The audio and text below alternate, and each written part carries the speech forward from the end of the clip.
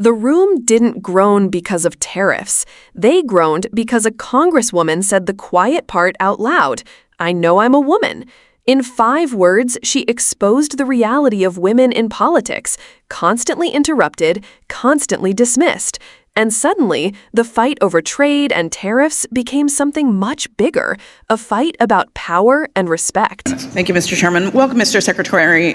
There was no tax bill passed during the Biden administration, and I know that because I served on this committee during that administration. So I just wanted to clarify that. And in the interest of time, because our time here is limited, I'm going to ask you to please limit your answers to yes or no questions, and I'm going to jump straight into those questions. Mr. Secretary, do you still believe that the president's tariffs are going to be a one-time price adjustment for American families? If prices go up, they will be one time. Okay, well, unfortunately, you appear to be talking out of both sides of your mouth because you yourself have admitted after conversations with Walmart that some tariff costs are going to get passed on to consumers. And in fact, we've already seen that prices are rising on many everyday goods. Congresswoman, please don't interrupt me. The time is mine. The time is mine. Please don't interrupt me. I will ask you questions and I will grant you an opportunity to answer them, but please don't interrupt me during my time. With pleasure. Okay, I know I'm a woman, but please try to limit yourself to answering my questions. No, I'm sorry, but we get talked over all the time, and I don't want that to happen at this hearing. I would remind members, the gentlelady is recognized. Please proceed. Thank you. The time is mine. Clothing is going up 20%. Shoe prices and canned goods like chicken noodle soup and canned fruit and microwave meals have gone up 15%. Toys are getting more expensive. Walmart just raised the prices of dinosaur action figures by 38% and baby-born dolls by 43%. Household goods like drills, toolkits, vacuums have also gone up. Stanley Black & Decker recently announced higher prices for all of their products, and these are just some of the products that are affected. On average, Trump's tariffs are estimated to cost households $3,000 more for the same goods than they would have last year. And that's money that could be going to... That's incorrect, and that is I'm not not sure incorrect. Who's estimated. The best estimates are that consumers will pay $3,000 more for the same goods and that estimate is from that whom? they did last year. That estimate's from whom, I will get you the estimates. Right, because that's money that could be going to paying goods or paying rent and groceries. And it's clear that Trump's trade wars are hurting American families. Yet all we have to show for the economic pain are news reports of these flimsy trade deals. And I understand, Mr. Secretary, that you are co-leading the China trade negotiations. Do you think that China is a reliable trading partner? I think we will see. Well, pardon me for being skeptical of this administration's ability to get anything meaningful out of trade negotiations with China, because this administration is too swamped with trying to negotiate with 90 countries around the world. And to me, a poorly negotiated trade deal with China is probably not worth the paper that it's written on, because this is China's China's track record. These are facts. In the Trump administration's Phase 1 trade deal, China promised to increase purchases of U.S. goods and services by $200 billion over 2 years. Countless reports, and you yourself, have noted that China has failed to meet these purchase commitments. Those were purchase commitments that were negotiated by Trump in his first administration. They met their agreements under President Trump in 2020, and President Biden did not enforce them, and the Chinese delegation told me that they did not believe they needed to adhere to them. I'm reclaiming my time. That's incorrect. China has also not made the structural reforms that they promised Trump that they would.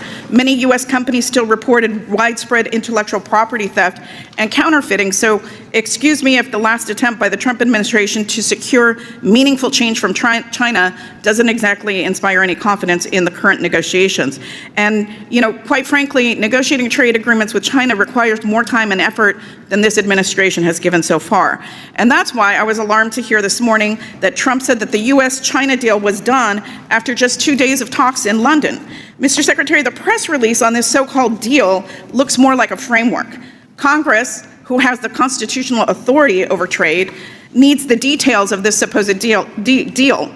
So I'm asking if you will provide this committee with the actual details of this deal, because there has been, unlike what was said earlier, there has been no consultation with our side of the aisle, at least, on the China negotiation. Will you commit to giving us the specifics of that deal, the details? The Congresswoman, I flew back at 4 a.m. this morning to be here this morning, and we are... It's a simple yes or no question. No, it is not a simple yes or no question. We are in the midst of constructing it, and back to your question, China has proven an unreliable partner in strategic Will you commit to consulting with us on trade deal with China? Gentlewoman's time has expired. I would ask the witness to be allowed to answer that last Gentlewoman's question. time has expired. I It's now a yes or no recognize- question. It's very simple. Representative, I raised many of your concerns to the Chinese delegation, and it will be a longer process. The trade deal today, or last night, was for a specific goal, and it will be a much longer process. And I will note that the previous administration did nothing. But excuse me, the Mr. question Arrington was is whether now or not you recognized. would The gentlewoman's consult with time has members of expired. Congress. Mr. Arrington's time. It's my time is now now. Mr. Arrington's time. 5 minutes. What you just witnessed wasn't just a typical heated exchange in Congress. It was a moment where politics, gender, and economics collided in real time. Representative Sanchez was pressing the Treasury Secretary on tariffs, consumer prices, and trade with China. But the flashpoint came when she said, "I know I'm a woman, but please try to limit yourself to answering my questions." Now, the audience groaned, and that reaction is telling. Why did she feel the need to preface her demand for respect with her gender?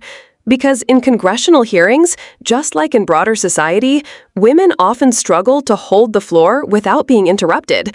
Sanchez wasn't just pointing it out for herself. She was vocalizing a frustration that many women in politics, business, and everyday life have, being talked over, dismissed, or cut off. The groans weren't about the tariffs.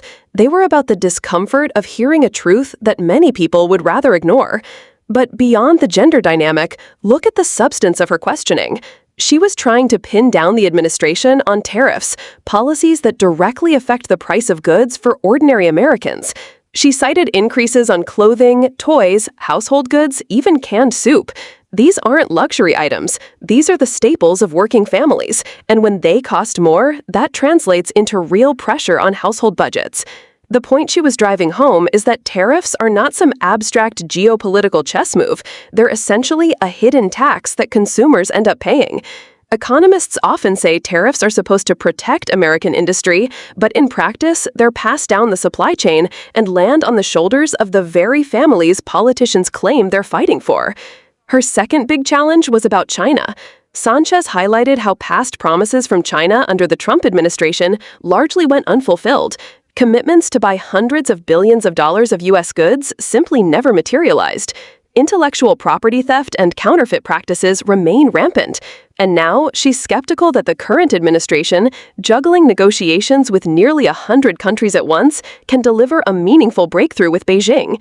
Her skepticism wasn't about partisanship, it was about track record. If China failed to follow through before, why should anyone believe a 2-day meeting in London produced a deal worth celebrating? Notice how the secretary kept dodging her yes or no demands. That's a common tactic in hearings. Officials don't want to be boxed into sound bites, but to a viewer, it looks evasive. Sanchez tried to keep the focus sharp. Are families paying more because of tariffs? And can this administration be trusted to deliver a serious trade deal? Those are simple, real-life questions, and she was fighting to make sure they didn't get drowned out in political double talk. So when you put it all together, this wasn't just about a tense moment or a groan from the audience. It was about a woman refusing to be sidelined in a male-dominated arena. It was about bringing the conversation back to kitchen table economics, where the effects of tariffs show up as higher bills for parents trying to feed their kids. And it was about demanding accountability on China, a country whose economic promises have too often evaporated once the cameras are off. The real takeaway here is that hearings like this show how politics touches our daily lives. Tariffs aren't just numbers in a policy book. They're the price tag on your groceries, your tools, your children's toys. And when representatives like Sanchez insist on cutting through interruptions to make that point, they're doing more than sparring. They're fighting to make sure ordinary people don't get lost in the noise of Washington. If you found this breakdown helpful, make sure to stick around and subscribe, because these hearings may look chaotic on the surface, but beneath them are the decisions that shape our economy and our future. And the more we understand them, the better equipped we are to hold our leaders accountable.